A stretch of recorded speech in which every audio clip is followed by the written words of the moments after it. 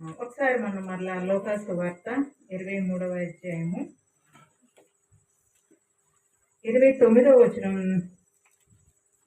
28 చదువుతాము. 28వ వచనం.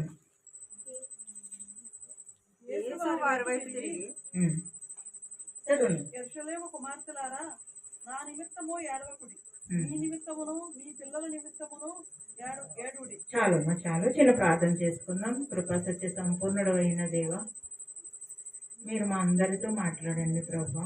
చేరి ఉన్న ప్రతి ఒక్కరిని మీరు దర్శించండి ప్రభా. ఇంతవరకు దేవా నీ వాక్యాన్ని కృమ్మరించారు ప్రభా, మీకు స్తోత్రములు. దేవా ఈ కొద్ది నిమిషాలు కూడా నీ సన్నిధిని మాతో ఉంచండి. నీ మాట ఒక్క మాట చాలు ప్రభా. దేవా ప్రభా అని ఒక్క మాట మా జీవితాలలో ఎంతో మార్పు ప్రభువా. దేవా అశాంతిలు ఒకే ఒక్కరు మాట మాట్లాడాడు తండ్రి, ఎంతో ప్రభావం కనబడింది ప్రభువా. ఇప్పుడు ఒక్క మాట మాతో మాట్లాడి నడిపించి సహాయం చేయమని యేసు ప్రభు నామములో స్తుతులు చెల్లించి వేడుకొంచున్నాం తండ్రి, ఆమేన్. ఇక్కడ మనము పేతురు గురించి ఒక మాట మనం మాట్లాడుకున్నాం కదా. పేతురు వైపు ప్రభువు చూశారు అని. పేతురును తృణీకరించలేదు ప్రభు. పేతురు యేసు ప్రభు నాకెవరో తెలియదు అని చెప్పినా యేసు ప్రభు మాత్రం పేతురుని తృణీకరించలేదు, కోపపడలేదు. ఒకవేళ అలాంటి పరిస్థితుల్లో పేతురులాగా మనం కూడా అనేక సార్లు ప్రభుని దూషిస్తాం, ద్వేషిస్తాం, వెనకాల పెడతాం, నిర్లక్ష్యం చేస్తాం, తృణీకరిస్తాము. అయ్యో నేను ఇలా చేశానే అని ఒకవేళ ఆలోచన మనకు వచ్చినప్పుడు దేవుడు క్షమించే దేవుడు. పేతురును క్షమించిన దేవుడు నిన్ను నన్ను కూడా తప్పకుండా క్షమిస్తాడు. కాబట్టి క్షమించు ప్రభువా. పేతురు ఏ విధంగా అడిగాడో అలాగా క్షమించు ప్రభువా అని అడిగితే ప్రభు క్షమిస్తారు. మరలా పేతురుని ఏ విధంగా దేవుడు ఆయన ఆత్మచేత నింపి వాడుకున్నారు, అలాగ మనల్ని కూడా ప్రతి ఒక్కరిని కూడా ప్రభు నింపి వాడుకునే దేవుడు ఆయన. చదువుకున్న వాక్యానికి వస్తాము. యేసు వారి వైపు తిరిగి, యెరూషలేము కుమార్తెలారా, నా నిమిత్తము ఏడవకుడి, మీ నిమిత్తమును మీ పిల్లల నిమిత్తమును ఏడుడి. ఇంచుమించు ఒకే మాట 2 సార్లు వచ్చింది, కొంచెం వేరుగా వచ్చింది. ఏ మాట అంటారు? అది మంచిగా ఆలకిస్తున్నారు వందనాలు. ఒక మాట ఏమొచ్చింది? ఏడవకుడి అంటున్నారు. ఇంకొక మాట ఏమో ఏడవద్దు అని ఆయన చెప్తున్నారు, ఏడవండి అని ఆయన చెప్తున్నారు కదా. అయితే దేని గురించి ఏడవకూడదు, దేని గురించి ఏడవాలి కదా. చిన్నపిల్లలు ఏడుస్తూ ఉంటే అంటా ఉంటాం, ఎందుకురా బాబు ఏడుస్తున్నారు, ఈ చిన్నదానికే ఏడవాలా అంటాం కదా. ఒక దెబ్బ కూడా ఏమంత పెద్ద చిన్న దెబ్బే కదా కొట్టాను, దీనికే ఏడవాలా అంటాం. లేకపోతే మన పిల్లల్ని తిట్టినప్పుడు చిన్నదానికి పెద్ద కాల్చించుకొని డోర్స్ వేసుకొని ఏమో చేస్తూ ఉంటారు యవనస్తులు. అయితే వాళ్ళని కూడా మనం అలాగే మాట్లాడతాం. యేసుప్రభు అదే అంటే మనం దేనికోసం ఏడవాలి, దేనికోసం ఏడవకూడదు మనం తెలుసుకుందాం ఈరోజు. దానికంటే ముందుగా మరి యేసుక్రీస్తు ప్రభువు ఈ సందర్భం కంటే ముందు చాలా మంది విషయాల్లో ఏడవద్దు అని చెప్పారు. ఎవరి విషయంలో చెప్పారు చెప్పండి? కొందరు విషయాల్లో వాళ్ళ ఆందోళనలో ఉన్నప్పుడు, వాళ్ళ భయంలో ఉన్నప్పుడు, లాజరు చనిపోయినప్పుడు ఏడవద్దు. నమ్మిక మాత్రం ఉంచు, నువ్వు నమ్మితే కనుక దేవుని మహిమను చూస్తావు. ఇంకెవరి విషయంలో చెప్పారమ్మా? యాయేను కుమార్తె చనిపోయింది. వాళ్ళందరూ ఏం చేస్తున్నారు? రొమ్ము కొట్టుకొని ఏడుస్తున్నారు. ప్రభు ఏమన్నారు? మీరు ఏడవద్దు. మీరు యాక్చువల్గా అది ఏడ్చే సమయమే. అది కుమార్తె చనిపోయింది, ఎంతో బాధ వేదన ఉంటుంది, ఏడ్చే సమయమే. కానీ ప్రభు ఏం చెప్పారు? ఏడవద్దు. ఎందుకు? నేనున్నాను. ఆ బిడ్డను బ్రతికించే కృప నా దగ్గర, నేను నీ బిడ్డను బ్రతికిస్తాను, ఏడవద్దు అని చెప్పారు. ఇంకెవరి కోసం చెప్పారమ్మా ఏడవద్దని? విధవ ఆ, విధవరాలి కుమారుడు చనిపోయాడు. ఆడే మీద మోసుకొని వెళ్తూ ఉన్నారు. ప్రభువు ఎదురయ్యి ఆ, ఆమెను ఎడవద్దు అని చెప్పి ఆ పాడెను ముట్టి ఆ బాబుని బ్రతికించి ఆమె చేతికి ఇచ్చాడు. అంటే మనం ఏం చేస్తాం? ఏడవకు ఏడవకు ఏడవకు అంటాం. కానీ మన మాటే మన మాటలో శక్తి లేదు కాబట్టి వాళ్ళ బాధను మనం తీసేయలేం. అంటే మనము ప్రభు బిడ్డలము ప్రార్థనాపూర్వకంగా చెప్తాం కాబట్టి కొంత ఆదరణ కలుగుతుంది. లోకస్తులు చెప్తే ఆదరణ కలగదు. కానీ యేసు ప్రభు నువ్వు భయపడొద్దు, నువ్వు ఏడవద్దు, నీ కుమార్తె బ్రతుకుతుంది, ఏడవద్దు, ఇదిగో నీ కుమార్తెని నేను బ్రతికించి నీకు ఇస్తాను అలా చెప్పినప్పుడు ఆయన వాళ్ళ బాధ నివారణ చేశారు. ఆ కుమార్తెని స్వస్థపరిచారు, ఆ కుమారుణ్ణి స్వస్థపరిచారు, లాజరుని బ్రతికించి బయటికి తీసుకొచ్చి వారిలో ఉన్న వేదనంతా తీసివేశారు. అందుమూలంగా ఏడవద్దు అని చెప్పారు. అయితే ఆయన ఏడ్చిన సందర్భాలు ఉన్నాయా? ఆయన ఏడ్చిన సందర్భాలు ఉన్నాయా? ఎన్నిసార్లు ఏడ్చారు ఆయన? లాజరు చనిపోయినప్పుడు ఏడ్చారు. ఇంకొకసారి కొండ మీద ఉన్నప్పుడు, అంటే ఏడ్చినట్టుగా లేదు అక్కడ, ఉపవాసం ఉన్నారు అని ఉంది కానీ ఏడ్చినట్టుగా లేదు. ఇంకొక చోట ఉంది, గెత్సేమనే తోటలో దుఃఖాక్రాంత ప్రాణము మరమగునంతగా దుఃఖాక్రాంతమైంది. దానికంటే ముందు యేసుక్రీస్తు ప్రభువు గొర్రె పిల్ల గాడిద మీద ఊరేగించబడుతూ ఉండగా ఆయన శిష్యులందరూనేమో సంతోషంతో ప్రభువుని స్తుతిస్తూ ఉన్నారు.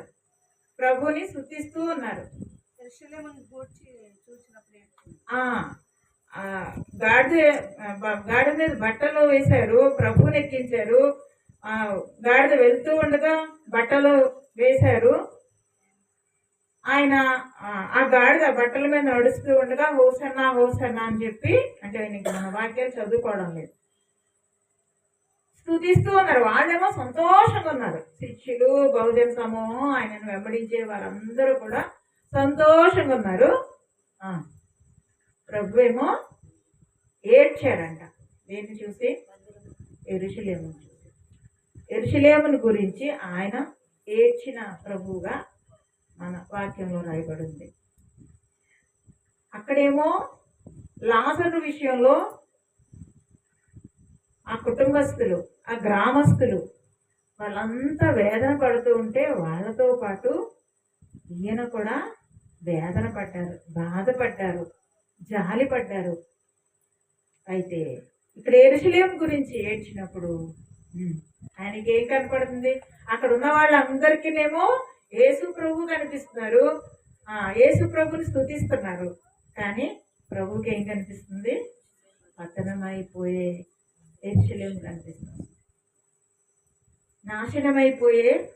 నాశనమైపోబోయే యెరూషలేము కనిపించి ఆయన ఏడ్చిన ప్రభుని మనం చూస్తున్నాం. ఆయనేమో మీరు ఏడవకండి అని చెప్పారు.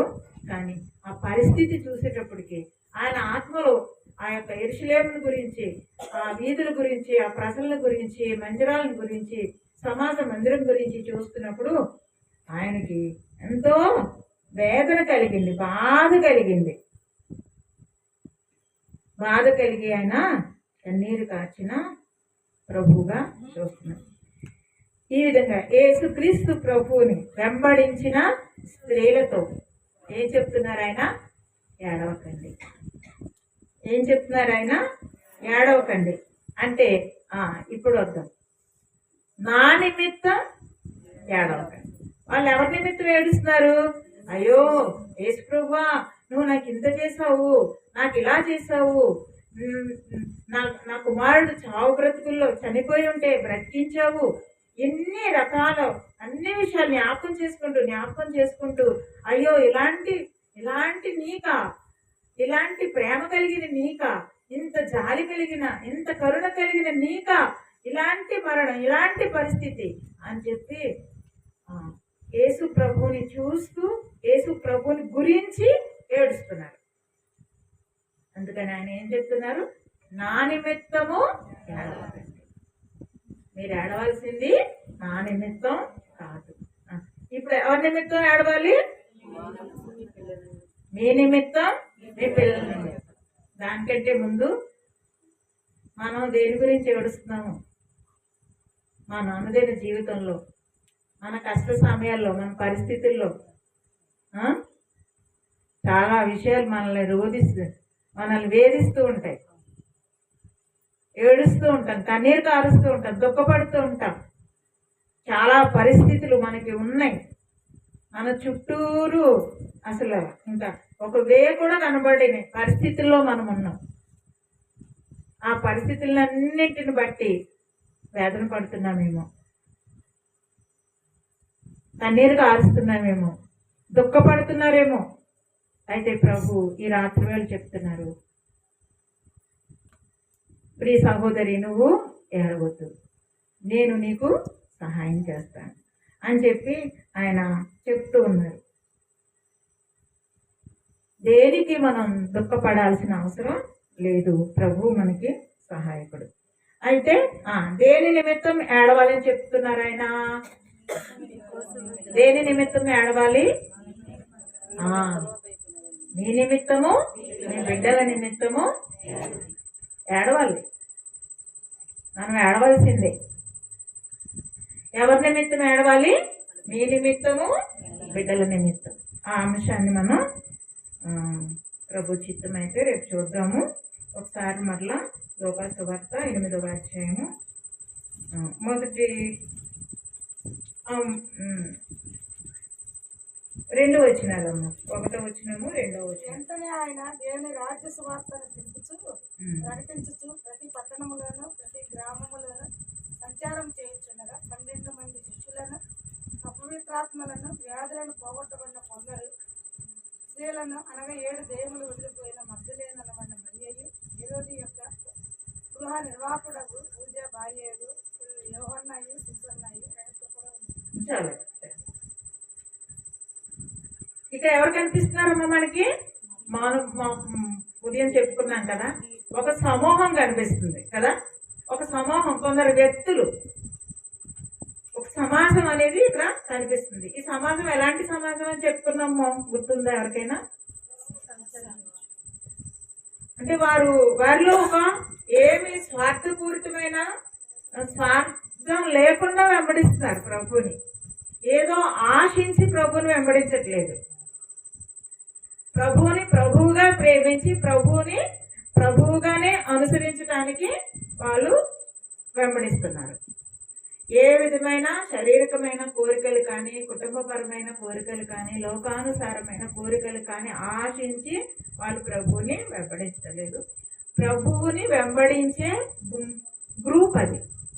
ప్రభువుని నిస్వార్థమైన మనసుతో అనుసరించే, ప్రభువుతో కొనసాగే ఒక సమూహం అది. మొట్టమొదట్లైన వెంటనే ఆయన దేవుని రాజ్య సువార్తను తెలుపుచు ప్రకటించుచు. యేసు ప్రభు దేని గురించి చెప్తున్నారమ్మా? దేని గురించి చెప్తున్నారు? ఏ సువార్త? ఏ రాజ్య సువార్త? దేవుని రాజ్య సువార్త. దేవుని రాజ్యం ఎక్కడుంది?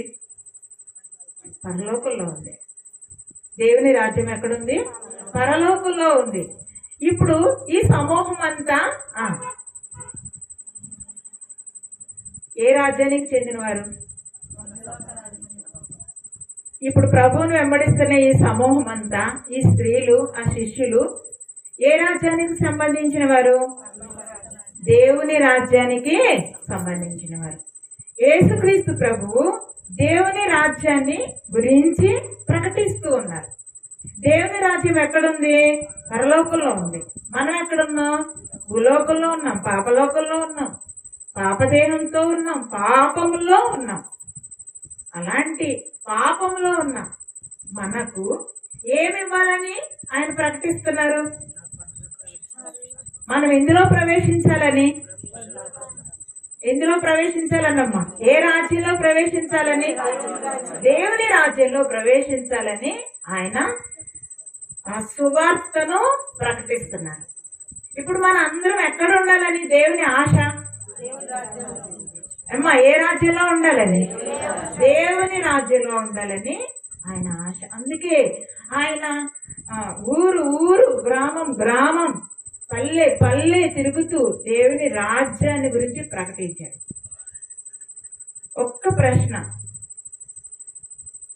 దేవుని రాజ్యాన్ని గురించి వింటున్న నీవు దేవుని రాజ్య వారసురాలుగా ఉన్నావా? ఇదిగో ఈ గ్రూప్ ఉంది, ఈ సమూహం ఉంది.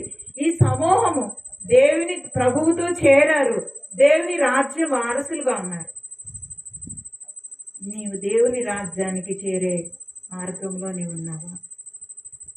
నీవు దేవుని అంగీకరిస్తేనే, యేసుక్రీస్తు ప్రభువుని నీ స్వంత రక్షకునిగా అంగీకరిస్తేనే నువ్వు దేవుని రాజ్యంలో ప్రవేశిస్తావు. ఈ లోకంలో ఉండడానికి కాదు. మనం ఏ లోకంలో ఉండాలని ప్రభు ఆశపడుతున్నారు? ఏ లోకంలో, ఏ రాజ్యంలో? దేవుని రాజ్యంలో ఉండాలని. అందుకే మనందరం ఇక్కడికి వచ్చాం.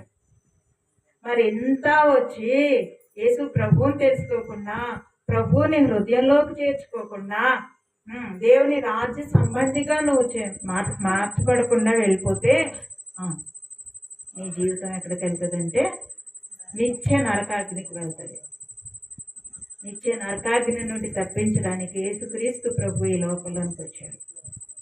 ప్రతి విధమైన పాపము నుండి విడిపించి ఆయన రక్తముతో, శిలువ రక్తముతో హృదయాన్ని కడిగి పరిశుద్ధపరిచి, ఎవరైతే ప్రభువా నేను పాపిని, నా పాపాలు క్షమించు, నీవు నా కొరకు సిలువ వేయబడ్డావు, నా కొరకు నీ దేహాన్ని అప్పగించావు, నా కొరకు నీ రక్తమంతా కార్చావు ప్రభువా, నీ రక్తంతో నా హృదయాన్ని కడుగు, నా హృదయంలోనికి రా, నువ్వు నాకు కావాలి, నా హృదయంలోనికి రా ప్రభువా అని అడిగితే ఈ రాత్రి వేళ ప్రభు నీ హృదయంలోనికి వస్తారు. నిన్ను ఏ రాజ్యంలో చేరుస్తారు? దేవుని రాజ్యంలో. ఈ రాత్రికాల సమయంలో ఒక చక్కటి అవకాశం దేవుడు, ఇంకా రక్షణ పొందని వారికి ఒక చక్కటి అవకాశం. ప్రభువుని దేవునిగా, రక్షకునిగా అంగీకరించి, నేను ఒక పాపిగా నువ్వు తెలుసుకుంటే, పశ్చాత్తాప పడితే, నేను పాపిని అని పశ్చాత్తాపడి ప్రభువుని అడిగితే తప్పకుండా ఆయన రక్తముతో కడిగి నేను శుద్ధీకరించి ఆ దేవుని రాజ్యంలో ఆయన చేర్చుకుంటారు. ఇదిగో ఈ సమూహం ఏ విధంగా అయితే ప్రభుతో ఉందో అలాగే నువ్వు కూడా ప్రభుతో ఉంటావు. అలా ఉండడానికి దేవుడు ఈ రాత్రికాల సమయంలో సహాయం చేయను కాక. ఆమె.